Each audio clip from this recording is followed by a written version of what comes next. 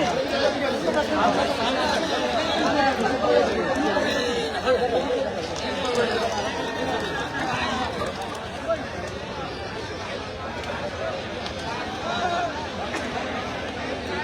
भीम।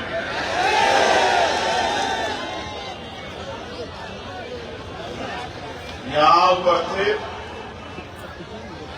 सभी भाइयों बहनों, माताओं, नौजवानों, बुजुर्गों, मीडिया के साथियों, प्रशासन के साथियों, पुलिस के साथियों, आजाद समाज पार्टी भीम आर्मी के सभी सम्मानित नेतागणों, मीडिया के साथियों, आपको संविधान दिवस की हार्दिक बधाई।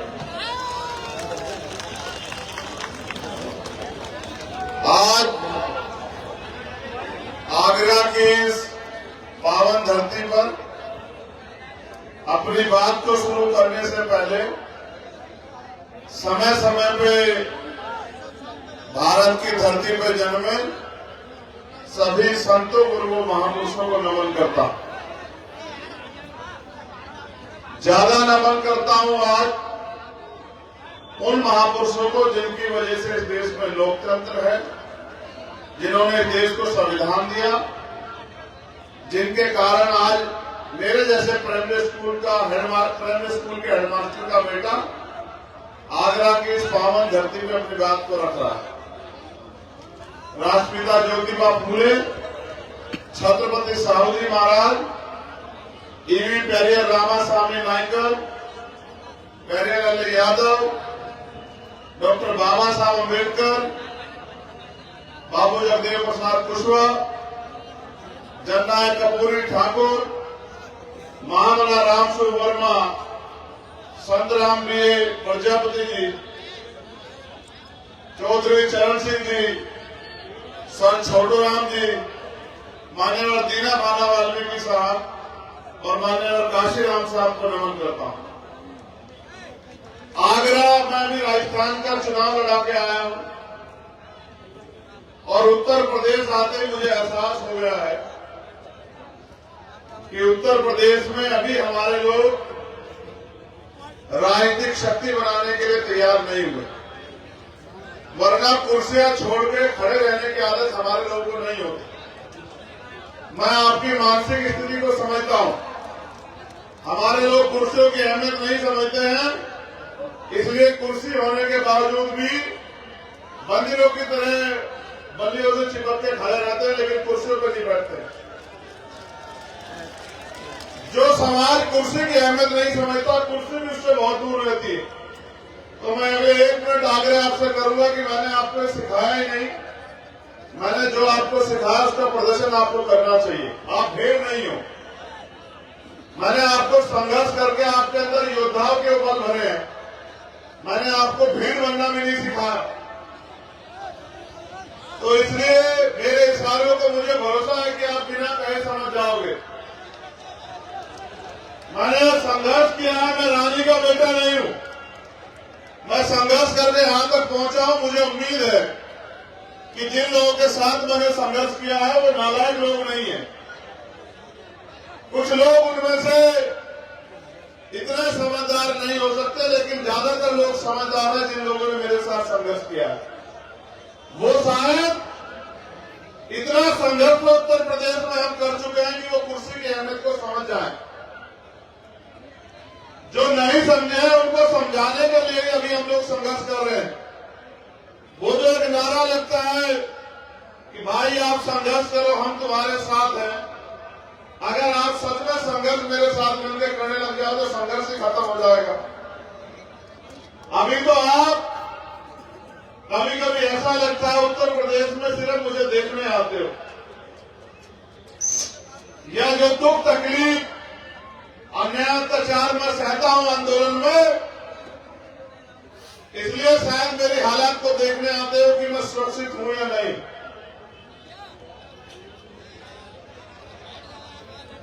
बहुत बहुत धन्यवाद। बस कुछ बच गए। ये भीड़ है, ये संगठन के लोग नहीं है, ये तो सबकी जगह आती है। ये हमारे संगठन के लोग नहीं है, ये तो भीड़ है। ये तो जहां डुगडुगी बजती है ये वहीं जाते हैं देखने के लिए, शक्ल दिखाने के लिए। इनकी गलती नहीं।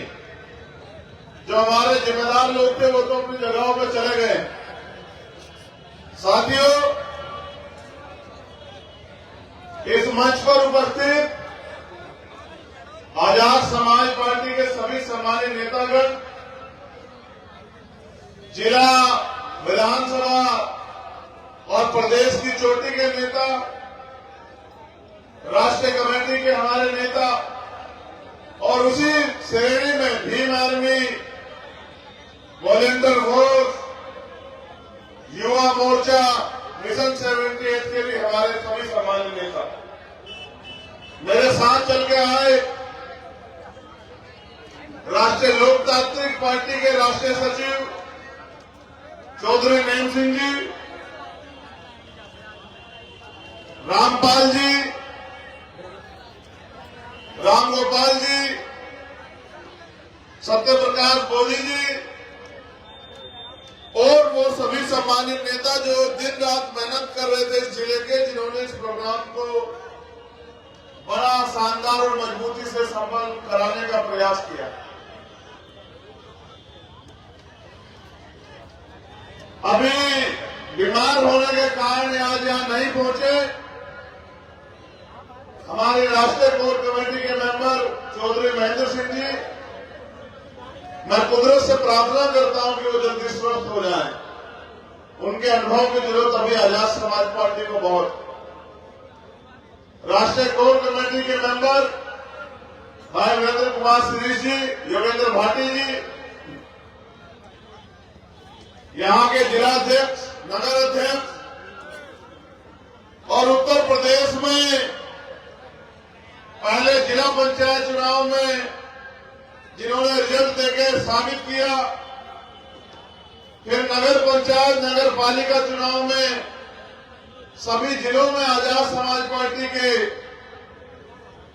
पार्षद, सभासद, चेयरमैन जिताकर दिन रात तन धन जुटाकर उनका और उनके साथियों के सहयोग से, मैं तो उत्तर प्रदेश में आजकल बहुत कम समय देता हूं, लेकिन लगातार उत्तर प्रदेश में आजाद समाज पार्टी को मजबूत कर रहे प्रदेश के यशस्वी अध्यक्ष भाई सुनील कुमार चित्तौड़ जी, जिनके नेतृत्व में लगातार आजाद समाज पार्टी उत्तर प्रदेश में संगठनात्मक ताकत हासिल कर रही।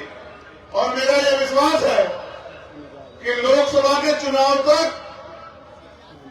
अपने साथियों की मेहनत के बलबूते संगठन के रूप में भारतीय जनता पार्टी के बाद आजाद समाज पार्टी सबसे बड़ी पार्टी 2024 के चुनाव में बनने जा रही है।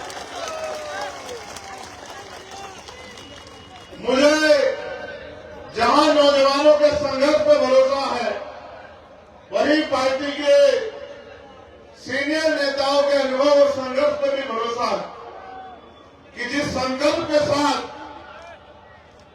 वो मैदान में आए हैं, वो संकल्प भी जल्दी पूरा होगा। माननीय काशीराम साहब कहा करते थे कि तमन्ना सच्ची हो तो रास्ते हजार होते, और तमन्ना अगर झूठी हो तो बहाने हजार होते। एक सच्चे की तमन्ना के साथ हम लोग इस आंदोलन में निकले, और आप ये जानते हैं कि आंदोलन के शुरुआत में ही लगभग 16 महीने 10/6 की एक कोठरी में समाज के स्वाभिमान सम्मान की लड़ाई को लड़ते हुए लगभग 500 से ज्यादा रातें मैंने जेल में काटी। उसके बाद देश की सबसे बड़ी जेल तिहाड़ में भी मैंने 2 बार, एक बार जब दिल्ली में सदगुरु रविदास जी का गुरु घर तोड़ दिया, देश के साथियों के साथ हमने आंदोलन किया और लगभग 2 महीने से ज्यादा हमने 96 लोगों ने जेल काटी। फिर जब एनआरसी को लागू करने के लिए सरकार ने दमखम लगाया और मुस्लिम भाई पूरे देश में अपने आप को अकेला महसूस कर रहे थे। उनकी पीड़ा को समझते हुए पूरे देश में भीम आर्मी ने आंदोलन किया और बड़े आंदोलन में लगभग 29 दिन दिल्ली में गिरफ्तार होकर दोबारा मैंने तिहाड़ जेल में संघर्ष किया और परिणाम यह हुआ कि सरकार को अपना एजेंडा, चुनावी एजेंडा रोकना पड़ा। उनको ये समझ आया कि जब जब आप जाति और धर्म के नाम पे अपने राजनीतिक एजेंडे को सेट करने का काम करोगे तो भीम आर्मी आजाद समाज पार्टी के नेता संविधान के आधार पर काम करते हुए आपको रोकने का काम करें। उसके बाद किसान आंदोलन हुआ। जब देश का किसान, उसके खिलाफ जो कानून बने, उन कानूनों के लिए कि वो कानून किसी तरह से खत्म हो जाए, लगभग 1 साल से ज्यादा 13 महीने का आंदोलन उन्होंने किया। उनके हर मोर्चे पे उनकी पीड़ा को समझते हुए भीम आर्मी आजाद समाज पार्टी के लोगों ने उनको मदद की, संघर्ष किया और अंत तक किसानों की जीत हुई। उत्तर प्रदेश चुनाव से पहले देश के प्रधानमंत्री ने माफी मांगते हुए कानून वापस लेने का काम किया। उसके बाद जब महिला पहलवानों का अपमान हुआ और उनके ऊपर जुल्म हुआ, उनकी लड़ाई लड़ने का काम, उनको बल देने का काम भी भीम आर्मी आजाद समाज पार्टी के नौजवान नेताओं ने, संघर्षी नेताओं ने किया। और लगातार एक लंबे समय तक मैं दिल्ली में उनके बीच रहा। अंत सरकार गली से अभी हुई और उस बाहुबली पे मुकदमा दर्ज किया, गिरफ्तारी का वादा किया।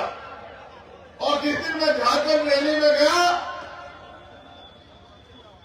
छल करते हुए पहलवान बेटियों को मारपीट करते हुए उनके कपड़े फाड़ते हुए वहां से हटा दिया। ये बातें मैंने इसलिए आपको बताई कि जब जब भी किसी पर अन्याय अत्याचार हुआ, चाहे राजस्थान में नासिर जुनैद पे हमला किया गया हो, तथाकथित गोरक्षा के नाम पे भारतीय जनता पार्टी के जो गुंडे देश भर में मुस्लिम लोगों को नुकसान पहुंचाने का काम करते हैं, उन्होंने 2 बच्चों को राजस्थान से उठाया और इतना पीटा कि जब वो मरने के हालात में चले गए, पुलिस को देने चले गए, पुलिस ने मना कर दिया, तो बड़े तकलीफ के साथ मुझे कहना पड़ता है कि हिसार के जंगलों में ले जाके उन दोनों बच्चों को पेट्रोल छिड़क के जला दिया। उसके आंदोलन को भी उत्तर प्रदेश, उत्तराखंड, राजस्थान, हरियाणा में 4 प्रदेशों में जिला मुख्यालय में हमने लड़ा।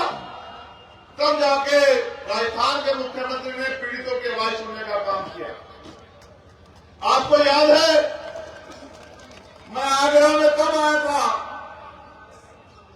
जब एक बिटिया जिसको तेजाब डाल के जला दिया गया, संजली बहन को न्याय दिलाने के लिए। फिर मैं दोबारा आया जब भाई अरुण वाल्मीकि को पुलिस के कर्मचारियों ने थाने में पीट पीट के मार दिया। तब मैं उनके परिवार से मिलने और न्याय दिलाने के लिए आया। आज भी जब मैं यहां पहुंचा तो 2 एप्लीकेशन मेरे पास आई। एक अरुण वाल्मीकि जी के परिवार की है, जिनका परिवार मुझसे मिलने आया, और वो बच्ची भी मैंने देखी 2 साल पहले, जब वो बहुत छोटी थी, 1 महीने की भी नहीं थी, जब 17 के संरक्षण में जो गुंडे सब लोग तो बुरे नहीं है वर्दी पहनने वाले, लेकिन कुछ लोग हैं जो वर्दी का दुरुपयोग करते हैं, जिन्होंने भाई अरुण वाल्मीकि को पीटा, उनके परिवार को पीटा। अभी अभी उन्होंने मुझसे बताया कि जो सरकारी नौकरी, सरकारी आवास का वादा किया था, एक झूठे कागज पे हमसे साइन कराए थे, वो नौकरी का वादा और आवास का वादा सरकार ने पूरा नहीं किया। हालात तो ये हैं कि उनके परिवार की लाइफ तक काट दी गई और मुझे तकलीफ के साथ कहना पड़ रहा है, एप्लीकेशन में लिखा है उस परिवार ने, क्योंकि उनके परिवार का कमाने वाला व्यक्ति चला गया तो परिवार का पालन पोषण घर घर बर्तन मांझ के मेरी बहन को करना पड़ रहा है। ये बहुत तकलीफ दे। इसके पास ही मैं लौटा जब हाथरस में हमारी बहन को मनीषा वाल्मीकि के साथ अन्याय हुआ, जब उसकी लाश को, मेरी पुलिस से कोई लड़ाई नहीं है, अगर पुलिस के लोग ईमानदारी से अपना काम करें, संविधान के दायरे में अपना काम करें तो मैं उनका बहुत सम्मान करता हूं। लेकिन जब उन्होंने उत्तर प्रदेश की सरकार के इशारे पे बहन मनीषा को उनके परिवार की इजाजत के बिना पेट्रोल डाल के कचरे की तरह जला दिया तो मेरा गुस्सा बढ़ जाता। और मुझे ही नहीं, देश के हर एक उस व्यक्ति को गुस्सा आना चाहिए जिनके घर में बच्ची है, जिनके घर में बहन। क्योंकि अगर किसी भी बहन का अपमान होगा और उसके अपमान में हम लोग चुप रहेंगे तो ये आगे आने वाले हत्याकांड को, घटना को दावत है। अगर आप एक घटना पर चुप रहोगे तो कल दूसरी घटना को अंजाम दिया जाएगा, तीसरी घटना को अंजाम दिया जाएगा। सम्मानित मेरे साथियों, ये सारे संघर्ष की बातें मैंने आपको इसलिए बताई कि संघर्ष तो मैं अपनी हिम्मत से बढ़ के कर रहा हूं। खूब झूठे मुकदमे, जेलें मैंने काटी, सीरिया ईडी इनकम टैक्स मेरा कुछ बिगाड़ नहीं सकती है, क्योंकि ना मैं किसी धरना सेठ परिवार में जन्मा हूं और ना ही मैंने एक सिंगल पैसे का भी कोई अपराध किया है, कोई भ्रष्टाचार किया। जब हाथरस का इश्यू हुआ तो मुख्यमंत्री ने बयान दिया,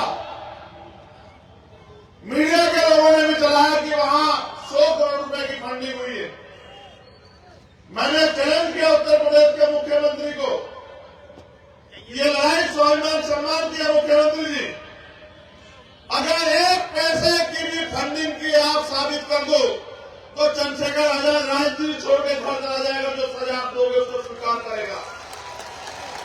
लेकिन अपने पाप छिपाने के लिए जो झूठ आप बोल रहे हो, अगर आप में हिम्मत है तो अगर आप साबित न कर पाओ तो आप माफी मांगो समाज से कि आप उत्तर प्रदेश की बहन बेटियों को सुरक्षित नहीं रख सकते, लेकिन आप किसी ईमानदार व्यक्ति पर इल्जाम लगा सकते हैं। कई संघर्ष राजस्थान में भी हमने लड़े,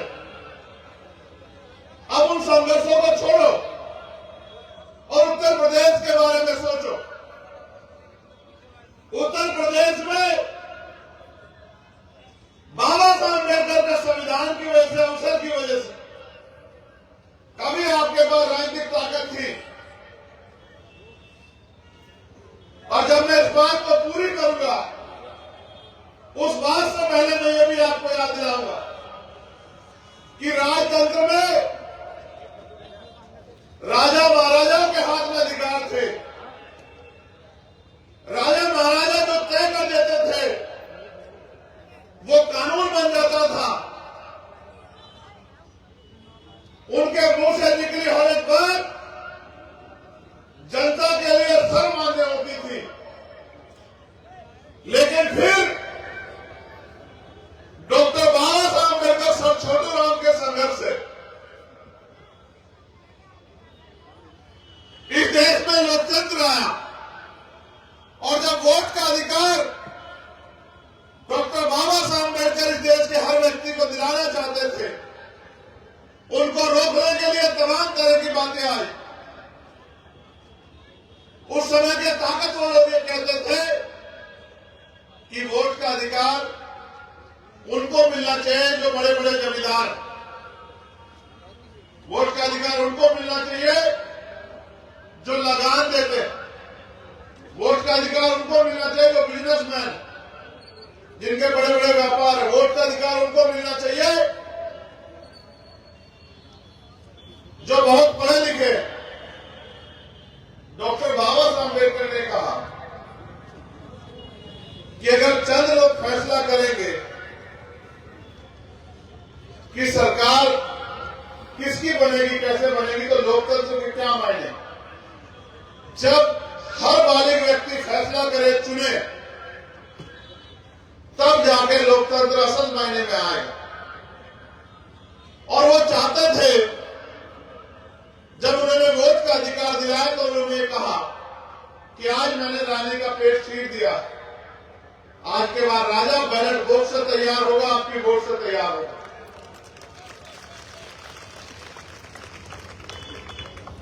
उन्होंने संविधान सभा में चेतावनी देते कहा कि आज हम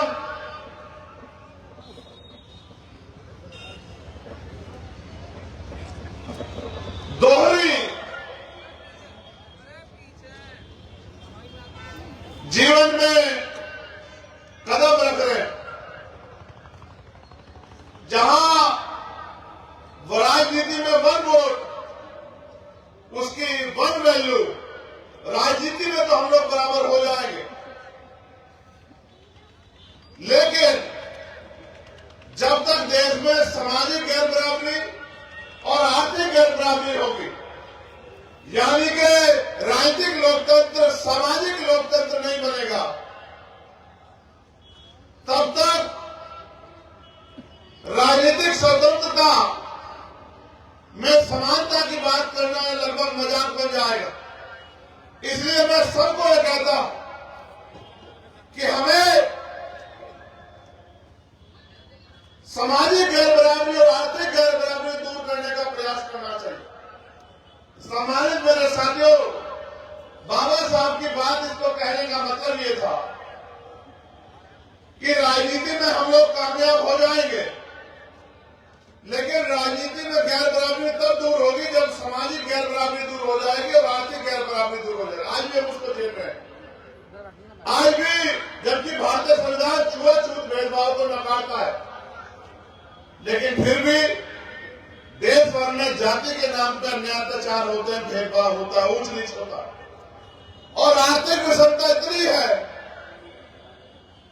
कि लोग लाखों लोग भूखे पेट सोते हैं, उनके पास अच्छे कपड़े नहीं है, पीने को साफ पानी नहीं है, सुख सुविधाएं नहीं है, पक्के मकान नहीं है।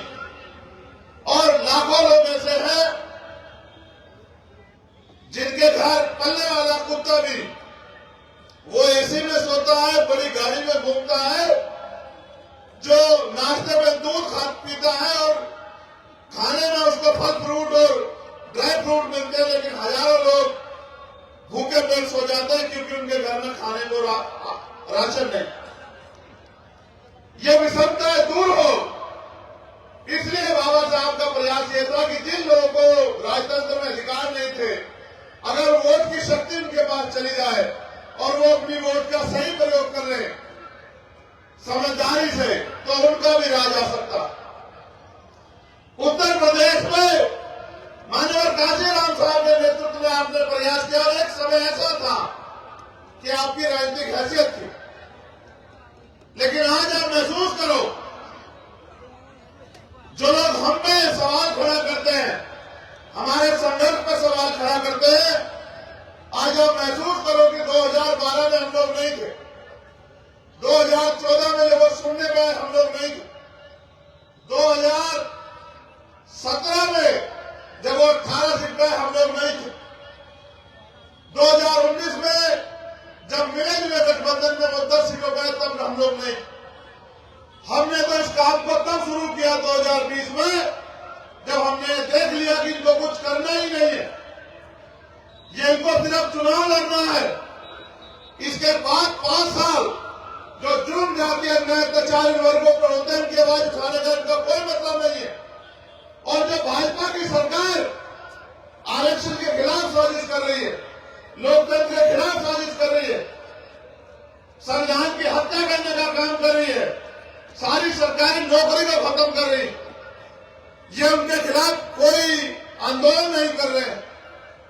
तब हम लोगों ने तय किया कि अब ज्यादा दिन तक रुक के फायदा नहीं है। अगर ज्यादा दिन हम रुके रहे तो एक समय ऐसा आ जाएगा कि लड़ाई खत्म हो जाएगी, ये देश फिर से राजतंत्र के हाथ चला जाएगा, जिसका प्रयास मोदी जी कर रहे हैं कि चंद पूंजीपतियों को मजबूत कर रहे हैं और बाकी व्यापारियों को, छोटे व्यापारियों को खत्म कर रहे हैं। जो सरकारी नौकरी हमें पैरों में खड़ा करती थी, उस सरकारी नौकरी को खत्म कर रहे हैं। ठेका, संविदा, इनके नाम पे आरक्षण की हत्या करके अपने लोगों को बिठा रहे हैं, लेटरल एंट्री से अपने लोगों को बिठा रहे हैं। तब हमने इस काम को शुरू किया और आज आपके संघर्ष से देश भर में चर्चा है कि राजस्थान को 3 तारीख के जो परिणाम आ रहे हैं, वो परिणाम ऐतिहासिक होंगे। आजाद समाज पार्टी के बिना, आरएलपी के बिना सरकार नहीं बनेगी राजस्थान में। अगर आज ऐसा माहौल हुआ है, इसके लिए उत्तर प्रदेश के लोग बधाई के पात्र हैं, क्योंकि मेरा जन्म उत्तर प्रदेश में हुआ और मुझे संघर्ष करना आप लोगों ने सिखाया, मुझे ताकत आप लोगों ने दी है। अगर आप लोगों ने संरक्षण न किया होता, मेरी साथ न दिया होता, तो शायद आज राजस्थान में यह विश्वास और प्यार मजबूत नहीं होता। राजस्थान के लोगों ने तो मन बना लिया, उन्होंने सारे नेता देख लिया, उनको समझ आया कि आजाद समाज पार्टी को ताकत देगी। लेकिन उत्तर प्रदेश में अभी भी हमारे लोग इस काम को जिम्मेदारी से नहीं कर रहे। मैं पूछना चाहता हूं कि भाई अरुण को न्याय क्यों नहीं मिल रहा है? मनीषा बहन के परिवार को जो वादा मुख्यमंत्री ने किया था सरकारी नौकरी का, आवास का, वो पूरा क्यों नहीं हुआ? उसका एकमात्र कारण यह है कि उत्तर प्रदेश की भाजपा सरकार को लगता है, क्योंकि अभी अभी वो दलित सम्मेलन कर रही है और बहुजन समाज पार्टी ने उनको वॉकओवर दे दिया। आप ये महसूस करो कि जब कोई दुश्मन हमारे लोगों को बरगलाने के लिए, बेवकूफ बनाने के लिए हमारी बस्तियों, हमारी गलियों में, हमारे कस्बों में आए, तो हमारे पढ़े लिखे लोगों को उनका विरोध करके अपने समाज को उनका सच बताना चाहिए। लेकिन जब भारतीय जनता पार्टी ने अभी दलित सम्मेलन बुलाए, उसका एक जवाब बहुजन समाज पार्टी ने नहीं दिया। इसका मतलब उनके नेता ये तय कर चुके कि हम तो कमजोर हो ही रहे हैं, अब ये अगर समाज बाबा साहब अम्बेडकर का मिशन छोड़ के भाजपा की तरफ चला जाए तो हमें तकलीफ नहीं होनी चाहिए। लेकिन आप सोचो कि अगर ये समाज अपनी राजनीतिक हैसियत छोड़ के नहीं गया और पिछड़ा को बन गया, तो इनके हिस्से में क्या आएगा? उत्तर प्रदेश में आप बहुजन समाज के लोग इतनी संख्या में हो कि अपनी ताकत अपने बलबूते बना सकते हो। 69,000 शिक्षक भर्ती हुई, 6800 घोटाला तो हुआ 20,000 पदों पर, लेकिन 6800 पद सरकार ने रिलीज किए। मैं जब चुनाव में था तो देख रहा था कि वो बच्चे रोज भाजपा कार्यालय या सड़कों पर आंदोलन करते हैं, उनको पीट के भगाने का भाजपा के लोग करते हैं। भारतीय जनता पार्टी में बैठे दलित पिछड़े वर्ग के नेता, उनके मुंह से एक शब्द नहीं निकलता है। अगर आप इन पार्टियों में पिछड़कू बन जाओगे तो क्या ये आपको स्वाभिमान सम्मान का जीवन दे पाएंगे? अपने मन से सोचो।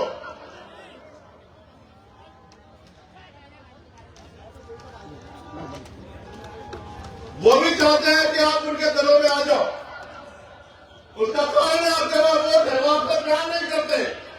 आपके पास बाबा साहब अम्बेडकर की चर्चा बच्चों कुर्बानी से मिला वोट, वो इस बात को जानते हैं कि इनके पास वोट है, इनकी जरूरत है।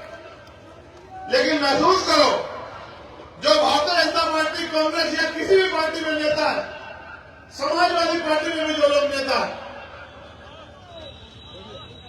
वो अपने नेताओं को बाईपास करके क्या आपकी आवाज उठा सकते हैं? जब वो आपकी आवाज नहीं उठा सकते तो वो आपके अधिकारों की रक्षा कर सकते हैं क्या? 2 अप्रैल 2018 में आगरा के लोगों ने जो संघर्ष किया था, ऐतिहासिक था, वो इतिहास में लिखा गया। उसका कोई जवाब नहीं, आपको सहना नहीं पड़ा। सहना तब पड़ता है जब आपका नेता हाथ पीछे खींच रहे। 2 अप्रैल 2018 में आपने संघर्ष किया, जब 12 बजे तक बड़ी भीड़ जुटी, तब तक तो सब लोगों ने कहा हम भी शामिल हैं, हम भी शामिल है। लेकिन जब विरोधियों ने हमारे लोगों पर गोलियां चलाने का काम किया, लाठियां को पीटने का काम किया, तो जिन नेताओं के भरोसे आप लड़ रहे थे उन्होंने कहा हमारा इस आंदोलन से कोई मतलब नहीं। भाजपा को ताकत दे दी कि ये नौजवान जो अपनी जान की बाजी लगा के समाज की लड़ाई लड़ रहे उनको पीटो, और परिणाम ये हुआ कि हजारों लोग जेल गए और पुलिस ने जेल में पकड़े जाने के बाद इतनी लाठियों में पीटा मेरे भाइयों को, हजारों लोगों को राशुका लगी, तमाम तरह की मुसीबत का सामना करना पड़ा। आप सब लोग बताओ, क्या किसी पार्टी ने आपके हुए अन्याय के खिलाफ आंदोलन किया क्या? आप अपने स्वाभिमान सम्मान की लड़ाई लड़ने, उनकी रक्षा करने खुद आए। आज पूरे देश में पुलिस से पहले भीम आर्मी के नौजवान अन्याय होने पर जाते और पीड़ित परिवार को न्याय दिलाने की लड़ाई लड़ते बिना किसी स्वार्थ के। मैं आपसे वादा करता हूं कि आने वाले 1 साल के अंदर आपके 2 अप्रैल 2018 के मुकदमे वापिस करा कर दिखाऊंगा। आप मेरी बात को याद रखें, चाहे मुझे कुछ भी संघर्ष करना पड़े, चाहे मेरी जिंदगी जेल में क्यों न कट जाए, लेकिन मैं आपको मजबूर नहीं होने दूंगा सरकार का। आप चिंता मत करो, लेकिन आप भी सोचो मेरे साथियों, इस लोकतंत्र में जब तक आप अपनी राजनीतिक ताकत नहीं बनाओगे तो आपके साथ ये जुल्म जाति अन्याय अत्याचार होता है। आप इतनी बड़ी संख्या में यहां आए और यहां से आप कुछ सीख कर नहीं जाते और जाके उस काम को अमल में नहीं लाते, तो फिर ताकत कैसे बनेगी? ये लोकतंत्र है, संगठन में शक्ति है। अगर आप संगठन का काम बराबर नहीं करते, अपनी बूथ की कमेटियां, सेक्टर की कमेटियां, विधानसभा की कमेटी, जिले कमेटी और जो हमारे पार्टी के फ्रंटल संगठन है उनकी कमेटियां नहीं बनाते, जिम्मेदारी नहीं उठाते, तो आपकी ताकत कैसे बनेगी? आप ये सोचो, आपकी पार्टी का संगठन कोई दूसरी पार्टी के लोग बनाएंगे क्या?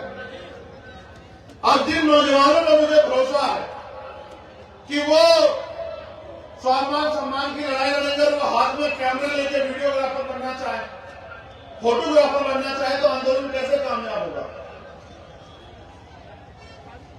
मैं आ जाऊं तो आ जाओ, और फिर जो जमीनी काम जिले में करना वो ना करो। मैं आ जाऊं तो बड़ी संख्या में नारे लगाओ और जाके अपने क्षेत्र में जिम्मेदारी न उठाओ, तो ताकत कैसे बनेगी? मैं भी देखता रहता हूं कौन काम कर रहा है और कौन मुझे सिर्फ चेहरा दिखाने के लिए आता है। मैं ये भी जानता हूं, हमारे अकाली दल के प्रदेश अध्यक्ष जी भी यहां बैठे और हमारे भंते जी भी और सीनियर लोग यहां बैठे। मैं ये भी जानता हूं कि आगरा के जो लोग हैं वो सक्षम लोग हैं, वो किसी कमजोर के साथ नहीं खड़े होते। 92 से पहले जब वो यहां चुनाव लड़ती थी उनको 1000-1200 वोट मिलते।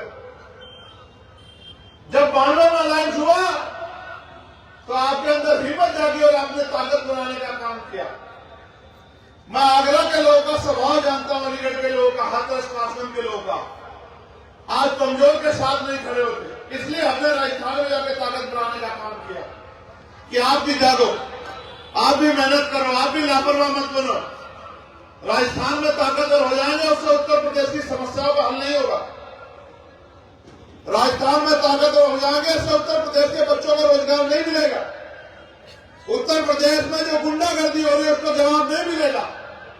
उत्तर प्रदेश में जो गरीबों की जमीन दबाई जा रही है, आरक्षण का प्रावधान खत्म किया जा रहा है, घोटाले हो रहे हैं, प्रमोशन में रिजर्वेशन नहीं है, उसका लाभ नहीं मिलेगा अगर राजस्थान में ताकतवर होंगे। अगर उत्तर प्रदेश में ताकतवर होंगे तब इसका लाभ आपको मिलेगा। किसी भी संगठन की ताकत होती है उसके कार्यकर्ता, नेता नहीं होते।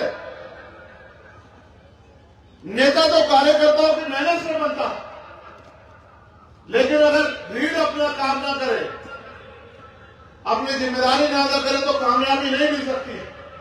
मैं मंच पर भी जो हमारे नेता उनसे भी कहूंगा, अगर सच में कुछ बना के दिखाना है, ताकत अर्जित करनी, तो मेहनत करो, शकल दिखाने का काम मत करो। मैं आता हूं तो मंच पे आ जाते हो सब लोग, और फिर दोबारा तभी आते हो जब मैं आता हूं। उसके अलावा जो बुनियादी काम है डाल के गली गांव में जब संगठन बनाने का, अपनी जिम्मेदारी अदा करने का, वो नहीं करते। और फिर चुनाव के भी सोचते हो कि आपकी ताकत बन जाएगी। कैसे बन जाएगी ताकत? ये बैनर लगाने से ताकत नहीं बनेगी। ये राजधानी है आगरा, क्या हालात है इसमें आपको सोचना चाहिए। जब तक आप जाके अपनी बात नहीं समझाओगे, जब तक आप जाके अपनी बात लोगों तक नहीं पहुंचाओगे, तब तक लोग आपके साथ नहीं खड़े होंगे। लोग तो सीधे बच्चे हैं, उनको जो कह दिया जाता है वो उसी को मानने लग जाते हैं। वो क्या जाने कि किस तरह ध्यान हटे नहीं करते भीमान में अगर समाज पार्टी के लोग संघर्ष कर रहे। और आज आपको हालात पता है क्या है? 2024 के बाद हो सकता है कि देश के संविधान को बदल दिया जाए। ये देश का संविधान है तो आपके लिए कुर्सियां हैं, आपके लिए मंच है, आप पे वोट देने का अधिकार है। इस देश का संविधान आया तो आप पे नौकरी, व्यापार करने का अवसर मिला आपको। इस देश का संविधान आया तो आपका सम्मान बढ़ा, आपको समानता का अधिकार मिला। आपको क्या लगता है उस संविधान की रक्षा कोई और करेगा क्या? उस संविधान को लागू कोई और कराएगा क्या? आज संविधान दिवस है, हमारे लोगों ने संविधान का कितने मोल समझा। अगर ये संविधान नहीं है तो आपकी हैसियत क्या आपने कभी महसूस किया? अगर ये संविधान नहीं है तो महिला को क्या अधिकार है आपने कभी महसूस किया? एक एप्लीकेशन मेरे पास और है, एक बच्ची है, पुलिस के लोग यहां हैं,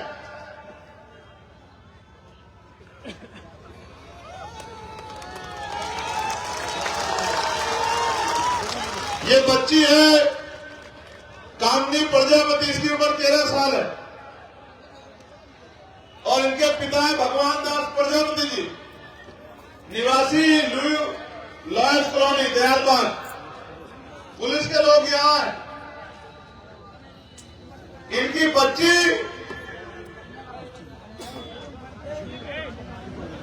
इनको आने दो भैया, ऐसे क्यों कर रहे हो?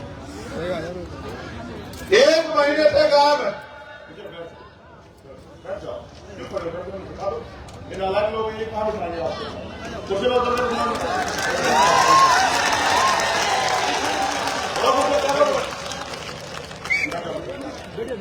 नहीं, आप रो मत, रो मत, रो मत, रो मत।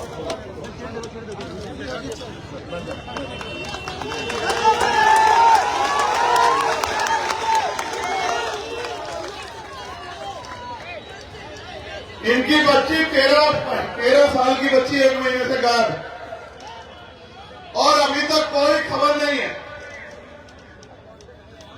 मुझे इस बात का दुख है, मगर मैं करूं क्या?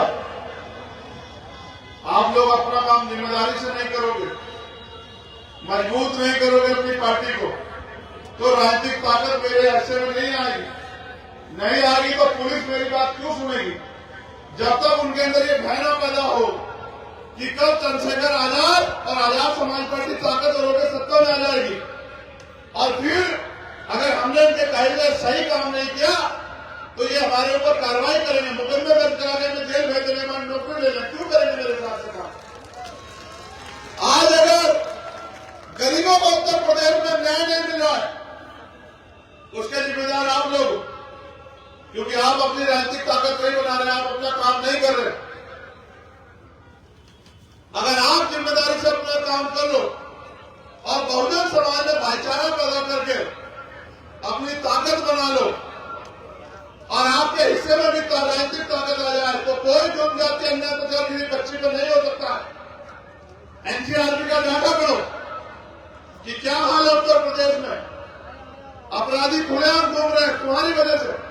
मुझे सरकार से कोई वो नहीं है शिकवा, क्योंकि मैं जानता हूं सरकार तो यही करेगी, जिनकी सरकार है उनका काम करेगी, आपका काम नहीं करेगी। आपको उनमें कभी कभी भाई अपने नजर आते हैं, आपकी जाति धर्म के लोग जो उन पार्टियों में कभी कभी आप उनके साथ जाना चाहते हो, लेकिन जब आपका जुर्म होता है आपको एहसास होता है आपकी लड़ाई लड़ने वाला कोई नहीं। इन्होंने लिखा है, भाई चंद्रशेखर जी आप बहन बेटियों की रक्षा करने वाले और न्याय दिलवाने वाले भगवान हो। मेरे माता पिता का रो रो कर बुरा हाल है, मैं आपसे हाथ जोड़कर विनती और निवेदन करता हूं कि आप ही हमें न्याय दिला सकते हो। क्या करूं मैं, कैसे दिलाऊं न्याय, आप सोचो। जब तक आप अपना काम जिम्मेदारी से नहीं करो, जब तक आप ये जो टोपी आपने पहनी है, टोपी पहनाना मुझे बंद नहीं करोगे कि मेरे सामने मुंह दिखाए बात करो काम करो, तब तक नहीं बनेगा। जिम्मेदारी जब तक नहीं उठाओगे, अपनी गली बस्तियों में जाओ और ये पूछो कि जब बाबा साहब ने कहा था कि रानी का बेटा राजा नहीं बनेगा, राजा वो बनेगा जो हकदार होगा, तो चंद्रशेखर आजाद में क्या करिए। अगर कुर्सी की कोई लालच होता तो अपना दल न बनाकर विचार आएगा। राय माननीय काशीराम साहब के सपनों, बाबा साहब के सपनों का किसी भी पार्टी में मैं और कितौर साहब और श्री जी किसी पार्टी में जाकर एमपी एमएलए बन जाते, लेकिन उन दलों से आपको न्याय नहीं दिला पाते, आपकी आवाज नहीं उठा पाते। इसलिए दल बनाया, मैं अकेला कितनी मेहनत करूं और आप लोग मेहनत नहीं करो। मैं तो धन्यवाद दूंगा कितौर साहब का, मैं धन्यवाद दूंगा कि वो और उनकी पूरी टीम उत्तर प्रदेश में प्रयास कर रही है। मगर मैं आपको भी कहूंगा कि आप भी अपने काम को जिम्मेदारी से अदा करें। एक और एप्लीकेशन मेरे पास है,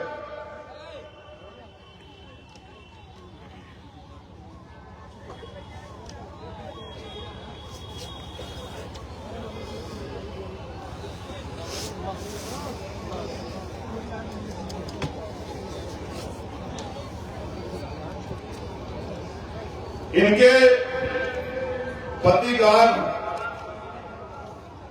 और मुझे लग रहा है 8वें महीने की घटना है, अभी तक कोई कार्रवाई नहीं हुई, कोई जानकारी नहीं मिली। कहाँ रहती है? अलीगढ़। यहाँ पर कैसे अलीगढ़ से मुझे थोड़ा सा समय, अपना नंबर लिखवा दो। किराए पे रहते हैं आप, मुझे थोड़ा सा समय, ठीक है? अरे जी पकड़े के ना दीजिए, आप चिंता मत करो, ये भी करो। ये इनके वाले एप्लीकेशन है और ये दो अलग अलग। आप बैठ जाओ, चिंता मत करो, बैठ जाओ, बैठ जाओ। रोना पड़ेगा, ऐसे चिल्लाना पड़ेगा,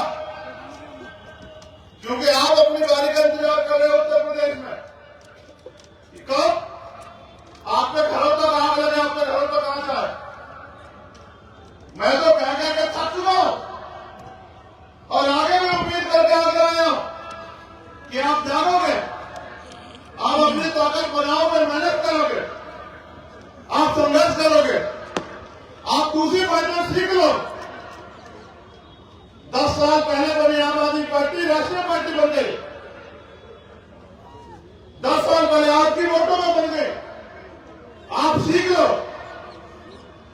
उनके पास कुछ नहीं है, बेस वोट भी नहीं है। आप देखो कि आप कितने कमजोर बन गए उत्तर प्रदेश में, क्या आप अपनी राजनीतिक हैसियत मजबूत नहीं कर पा रहे हो।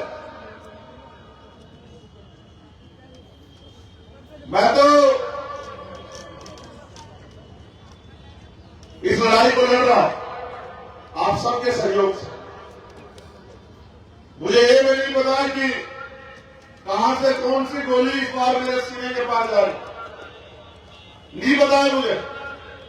और यहां जो लोग खड़े हैं, उत्तर प्रदेश में तो कई हत्या ऐसे हुई, मीडिया के रूप में चले और गोली मार के हत्या करके चले गए। और ये पता होने के बावजूद हमारे पुलिस के साथी वहां बैठते, देखो कुर्सी पर आराम से बैठे।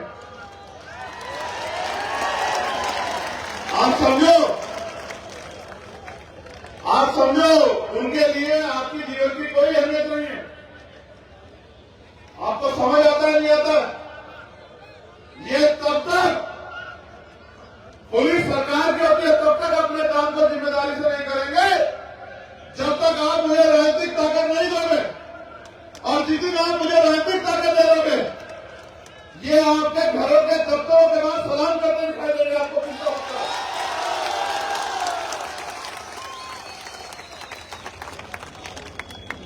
अगर यहां पर घटना घट जाए इनको कोई मतलब नहीं है। इनको यह नहीं पता कि जो तनख्वाह इनको मिले वो हमारे टैक्स की है, ये जितने लोग बैठे उनके टैक्स की है। आपको संविधान की ताकत को समझना चाहिए। मेरे लोगों को बैठ जाओ, उनकी तरफ ध्यान हटाओ, उनसे मेरी बात पर ध्यान लाओ। आपको संविधान की ताकत को समझना चाहिए। ये संविधान आपको शक्ति बनाने का अवसर देता 5 साल बाद। अभी आपके हाथ लोग विधानसभा के चुनाव दूर है, लेकिन आपको तैयारी अभी से करनी है लोकसभा और विधानसभा की। आपको अभी से मेहनत करनी है। अगर आप चाहते हो आपकी राजनीतिक हैसियत बने, अगर आप चाहते हो आप अपने पैरों पर खड़े हो, अगर आप चाहते हो कि सरकारी नौकरियां बचे, अगर आप चाहते हो कि बहन बेटियों का सम्मान सुरक्षित रहे, अगर आप चाहते हो कि गरीब की बेटी की तरफ कोई आम उठा देना देखे, अगर आप चाहते हो कि आपके आने वाली पीढ़ियों को इस देश में स्वाभिमान सम्मान का जीवन मिले, अगर आप चाहते हो कि नौजवानों को रोजगार मिले, अगर आप चाहते हो किसान को उसकी फसल का दाम मिले, अगर आप चाहते हो कि मजदूर को न्यूनतम वेतन मिले, अगर आप चाहते हो कि कलम की ताकत हो मेरे पास, जिसकी बदौलत मैं अपने क्षेत्रों में बड़े बड़े रोजगार के अवसर पैदा करके गरीब लोगों के पैरों में खड़ा कर सकूं, बहन बेटियों को सुरक्षा का माहौल दे सकूं, तो आपको उत्तर प्रदेश में इस काम को शुरू करना पड़ेगा और रोज करना पड़ेगा। हर दिन 2-4 घंटे मेहनत करनी पड़ेगी अपनी राजनीतिक पार्टी को ताकत देने के लिए। आपको लापरवाही बंद करनी पड़ेगी। आप दूसरे नेताओं की तरह जो धर्म की राजनीति कर रहे हैं, आप कुर्ते डाल के नहीं घूम सकते हो। आप बड़ी बड़ी सुंदर सुंदर जैकेट पहन के नहीं घूम सकते हो। अगर ये किसमें घूमना चाहते हैं तो पहले तुम्हें हैसियत भी बनाओ, उनका दिखावा मत करो। वो तो धरना सेठ है, उनके बड़े बड़े करोड़पति साथी है, आपका क्या साथी? मैं भी चुनाव में होकर आया, वो तो अच्छा हुआ कि भाई हनुमान जी बेनीवाल ने इतने साधन उनके समाज में जुटाए थे, उनके संगठन ने, कि हमने हेलीकॉप्टर से वहां प्रचार कर लिया। आप सोचो, मैं सवाल छोड़ रहा हूं, उत्तर प्रदेश में जब चुनाव होगा, एक विधानसभा से दूसरी विधानसभा में जाने में समय लगेगा, प्रचार में 15 दिन का समय होगा। कैसे होगा प्रचार? ऐसा थोड़ा ही है। भाजपा के लोगों को तो बहुत पैसे हैं, कांग्रेस के लोगों को, समाजवादी वालों को भी बहुत पैसे हैं, वो तो चले जाएंगे। मैं कैसे जाऊंगा? आप कहोगे आओ प्रचार कर दो, रैली कर दो, कैसे आऊंगा? वो ऐसा थोड़ा है कि हमारी नई पार्टी है, हमें कहीं 15 दिन फालतू प्रचार कर लो, ऐसा थोड़ा होगा। हमें भी उतने कम दिनों में अपने लोगों को तैयार करना पड़ेगा। इसलिए आपसे कहता हूं, अपनी पार्टी को जैसे आपने सहयोग किया है, थैली देके 1 लाख पैसा अपनी मेहनत की कमाई से पेमेंट टू सोसाइटी जो बाबा साहब कहते थे, 1 पैसा जुटा के अपनी पार्टी को भी आर्थिक रूप से मजबूत करो कि आपकी पार्टी किसी के ऊपर निर्भर न रहे, आपकी पार्टी धनबल से भी मजबूत हो और आपकी पार्टी संख्या बल में भी मजबूत हो और आपकी पार्टी आगे भी बढ़े, क्योंकि आपकी पार्टी ही आगे उत्तर प्रदेश में समता, समानता, बंधुत्व, भाईचारे का माहौल देगी। आपकी पार्टी ही साहब अम्बेडकर के सपनों को साकार करेगी। आपकी पार्टी ही माननीय काशीराम साहब के अधूरे सपनों को पूरा करेगी। आपकी पार्टी ही सरकार में आने के बाद आर्थिक रूप से कमजोर वर्ग के बच्चों को अच्छी शिक्षा देने का काम करेगी। जो आर्थिक रूप से गरीब है, बीमारी होने पर उनको अच्छा इलाज देने का काम करेगी और भारतीय संविधान की रक्षा करने का काम करेगी। अगर आज संविधान पे खतरा है, इसका मतलब जितने भी दल है भाजपा सेना को अपने काम जिम्मेदारी से नहीं कर रहे। जैसे 2 अप्रैल की जिम्मेदारी आपने अपने कंधों में उठाई थी, ऐसे अपने इस आंदोलन की जिम्मेदारी की आप अपने कंधों पे सिर्फ मुंह दिखाई काम करोगे तो वही मिलेगा जो मिलता है। और अगर मेहनत से काम करोगे, ईमानदार से काम करोगे, संघर्ष करोगे तो फिर आपके हाथ में ताकत आएगी। अब मैं आपसे पूछना चाहता हूं मेरे आगरा के बाद क्षेत्रवासियों, क्या आप चाहते हो आजाद समाज पार्टी ताकतवर बने? दोनों हाथ उठा के बताओ, कौन बनाएगा ताकतवरी से? जब तक आप मेहनत नहीं करोगे ताकतवर कैसे बनेगी बताओ? क्या एक जाति एक धर्म से बन जाएगी? तो बहुजन समाज बनाओ। पाल, प्रजापति, कश्यप, जाट, गुर्जर, सैनी, निषाद, कुर्मी, यादव, मुसलमान, जैन, सिख, बौद्ध, ईसाई सब भाइयों को इकट्ठा करो। दलितों की जो सब जातियां हैं, वाल्मीकि, पासी, धोबी, कोली, खटीक, सबको इकट्ठा करो। जो बहुजन समाज है उन सबको इकट्ठा करके भाईचारा बनाओ, भाईचारा कमेटी बनाओ, सम्मान शो करो और सदस्यता अभियान चलाओ। गली गली में, गांव गांव में सदस्यता अभियान चलाओ और ताकतवर बनो, लोगों को जोड़ो। और जब संख्या में तैयार हो जाए तो अपने बीच के व्यक्ति को जिता के विधानसभा भेजो, तब आपकी ताकत बढ़ेगी। इस बार आप आगरा पे संकल्प ले लो कि उत्तर प्रदेश से भी आपको हर हाथ में अपने लोगों को लोकसभा विधानसभा भेजना ही भेजना है। उसके लिए आप जो संगठन के लोग हैं उनको आज से लग जाना है, अपने बूथ सेक्टर तैयार करना है, विधानसभा कमेटी दुरुस्त करनी है और वंचित वर्ग की सभी जातियों को इकट्ठा करके उनको संगठन में जिम्मेदारी देके उनके समाज को भी जोड़ के सम्मान को ख्याल रखते, अधिकार का ख्याल रखते, उनको भी भाईचारा पैदा करके आगे बढ़ाना। जब आप ये काम करोगे तब आजाद समाज पार्टी मजबूत होगी और जब आजाद समाज पार्टी मजबूत होगी तो आप लोग मजबूत होंगे। इसलिए मैं अपनी बात को समाप्त करते हुए अभी भारतीय संविधान की प्रस्तावना यहां से पढ़ूंगा और आशा और उम्मीद करूंगा, आपसे भी आग्रह करूंगा कि आप खड़े हो जाए अपनी जगह पे।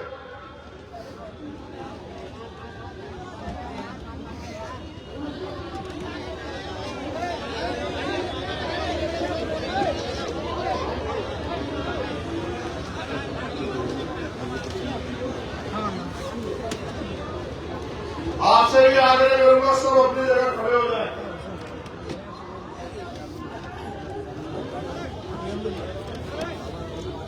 और मेरे साथ दोहराए, तुम लोगों ने आज निराश किया वो जो उधर खड़े हो। मैं शक्लें याद रखता हूं और मैंने इसलिए तुम्हारा फोटो भी खिंचवाया। जब तुम्हारी बस्तियों में उसमें आऊंगा फिर तुमसे बात करूंगा।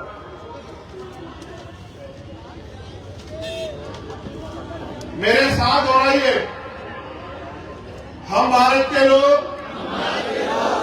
भारत को एक संपूर्ण प्रभुत्व संपन्न समाजवादी पंथ निरपेक्ष लोकतंत्रात्मक गणराज्य बनाने के लिए तथा उसके समस्त नागरिकों को सामाजिक आर्थिक और राजनीतिक न्याय विचार अभिव्यक्ति विश्वास धर्म और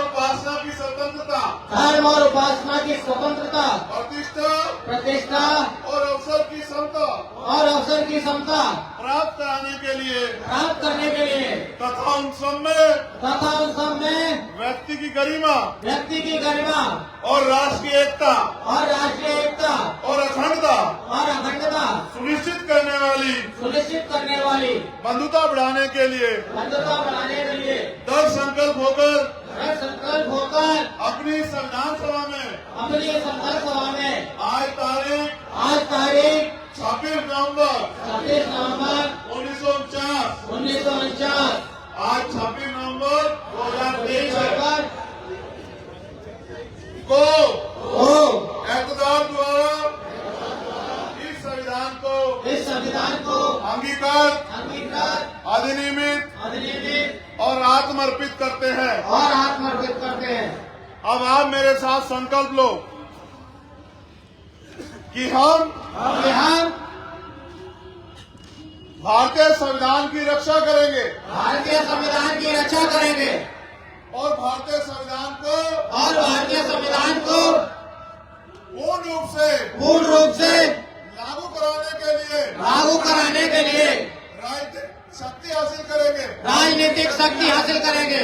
अपने दल आजाद समाज पार्टी काशीराम को ताकतवर बनाएंगे,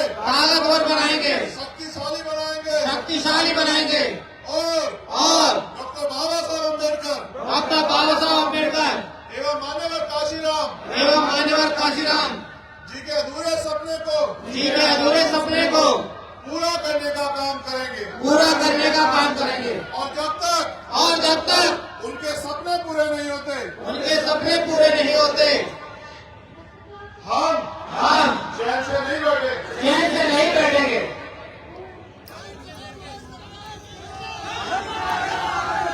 नहीं, धोखा मत दो। मान्यवर काशीराम साहब कहते थे कि मैं ज्यादा कुछ नहीं कर रहा, बस अपने नालायक समाज को लायक बनाने का काम कर रहा हूं। देखो कैसी ताली बजाई इन्होंने, समझते हो? मैं भी समझता हूं। ये नालायक सुन के खुद को देखो कितना खुश हुए। देखा आपने? जो समाज इतना भोला हो उसको तो कोई भी बेवकूफ बना सकता है। राज वो लोग करते हैं जो समझदार लोग होते हैं। बेवकूफ लोग कभी राज नहीं करते हैं। जब तक लापरवाह रहोगे, गैर जिम्मेदार रहोगे, कमजोर रहोगे, तब तक राज तो बहुत दूर की बात है। कुर्सियों के आसपास भी भटकने देगा कोई आपको। राज करना है तो राज जैसी सोच पैदा करो, समझते हो? राज जैसी सोच लापरवाह लोगों की नहीं होती, गैर जिम्मेदार लोगों की नहीं होती। पहले जिम्मेदार बनो, अपने कंधों पर जिम्मेदारी उठाओ और फिर अपनी उसकी हिसाब की मदद करो, तब जाके आएगा राज। बहुत बहुत धन्यवाद। जय भीम, जय भारत, जय मंडल, जय जोहार।